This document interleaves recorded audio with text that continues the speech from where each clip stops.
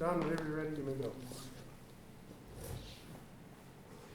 Oh, say, can you see by the dawn's early light what so proudly we hailed at the twilight's last gleaming, whose broad stripes and bright stars through the perilous fight for the ramparts we watched were so gallantly streaming.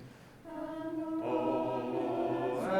blood transversing, the mouth thirsting in air through the night, that our flag was still there. Oh, say does that star-spangled banner yet wave o'er the land of the free and the home of the brave? All right, so what did you feel you did really well? I thought pattern for the most part went well, and I messed up a little where I wanted it to get quiet. I kind of did that a little late, but when I fixed it, it was really well. They responded really well, so I think I could, like, that was good. Okay. The louds and the stops. Sweet. What did you feel like didn't go quite as well as you'd hoped? Messed up my pattern a little bit. I did do that for Mata at the end because that's how I practiced it. But yeah, I probably shouldn't have done that. Yeah, I don't know. Maybe I was going out a little too far. I don't know. I was trying to Maybe a little bit. keep it more centered. Yeah. Overall, I thought you did a good job. All right, and that's fine. Something I said, excellent energy at the top. I thought there's no question. If you took off, you took a faster tempo than the people ahead of you did, and that was totally fine. And you showed it, and they went with you, like they believed you. It was a little sluggish for the first couple beats, and then they realized, no, okay, we're going. And they did, and they matched you. I thought that was good. And as far as you being a conductor, you didn't bow down to it. Like if you want it to go a certain speed and the group doesn't follow you, maintain your speed. You know, they'll catch up. If they don't catch up, then that's a chance to stop and discuss watching and paying attention and breathing and doing all those musical things. Right. But generally, they'll catch up. Give them a chance to catch up, you know, before you stop and waste everyone's time with it. So good job with that. I said open mouth, meaning open your mouth. Okay. Yeah. Okay, and I also wrote facial hair means more expression needed. Okay. Okay, now there's a whole school of thought, because I used to wear a mustache and goatee all the time. There's times that I allow a beard to grow in. Like November 1st, I stop shaving, usually through January. And I get tired of my face itching and then I shave it off. But when you have facial hair on, you've got a mustache, you know, and beard going here, particularly the mustache, you have to open your mouth more. Okay. Okay?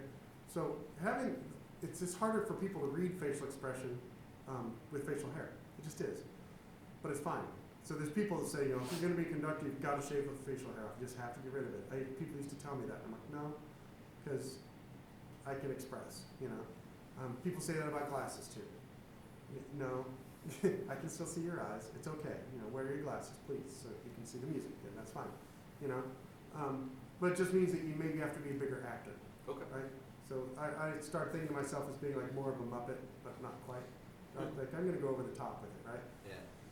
We'll get to that in a second. The quiet thing, you talked about how you got them softer. Yeah. Why did they start it loud in the first place? Because I conducted it live. Yeah. Yeah, I should have done it soft. Yeah, you totally like, boom, like laid it into them, then you're like, oh, okay. And I saw it right then, like you saw the moment. And so at that point, you don't necessarily always have to give the hand. Right. Like this, for me, when I'm conducting, if I give the hand, that's usually that I've already done a few things already that says like, hey, you should be softer here. And I can see that the musicians just got their face buried in the music and they're not watching. So you get the hand and that usually gets their attention. But I don't like doing that for two reasons. I think it's a little oppressive to do that, to use like, you know, a firm word, I suppose. But also it's, I don't necessarily want to telegraph that to the audience. Right. Yeah. Right? The audience goes, oh, they just got the hand. Trumpets are playing way too loud. Did you see that? He gave the trumpet the hand. They're always too loud, right? So let's take, sorry. Sorry, trumpet players. Anyway, so let's go ahead and take the second phrase. Who's broad stripes, right? So go through there, keep it nice and energized, open up your mouth, smile, be a Muppet, right? Do your thing, get our energy there. And then I want you to do something without the hand to get us to be soft. Okay. Preparing the pickup for that next phrase. Go. Whose broad stripes and bright stars through the perilous fight, o'er the ramparts we watch, were so gallantly streaming. Okay, cool. So they knew it was coming anyway, so of course they were going to do it. But guys, you'll see in the video. 1, 2. Yeah. You shot it to them a little too soon. Okay. Or too late, sorry. Okay. So they're going to be, ah! Yeah. You know, we're soft. So try it again. Do the exact same thing again. Okay. And you're looking around, getting eye contact to everybody, but it's almost mechanical. Look where you want people to pay attention. Okay. Okay, so look at individual humans and conduct them. They're your friends, right? And then when you get there, they're going to finish the phrase.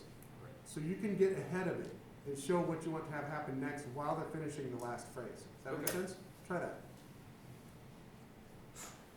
Whose broad stripes and bright stars through the perilous fight, o'er the ramparts we watch, were so gallantly streaming.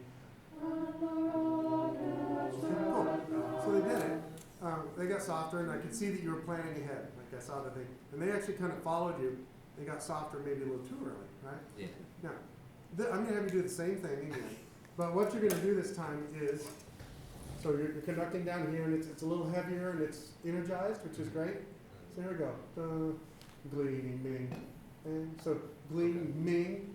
And then if I just kind of like let it float up Okay. and energize just a little pulse up there, they'll immediately get softer. Okay. So raise your level. Okay. Vertical level. Right. Go ahead. Okay. Whose broad Stop. stripes He's giving you a great pickup. If I was singing, I'd be like, who's broad stripes? Because he's like punching it in there, and y'all are like, who's broad stripes? Right, go for it. whose broad stripes and bright stars through the perilous fight, o'er the ramparts we watched, were so gallantly streaming. And the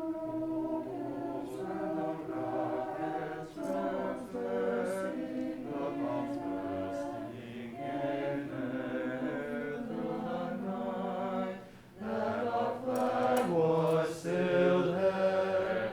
Oh, say does that star-spangled banner yet wave o'er the land of the free and the home of the brave? Yeah. I like where you started to energize there at the end of that quiet section. Did Yeah. y'all notice what words he built? The flag was still there, right? Oh, believe it or not, this is gonna sound so hokey.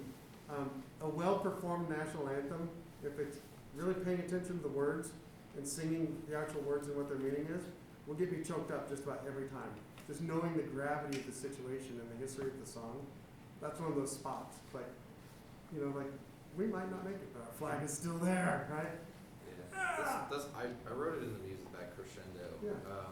And when I was going through, I didn't have a lot of markings, and I didn't want to just put them anywhere. But that right there, that's where Right.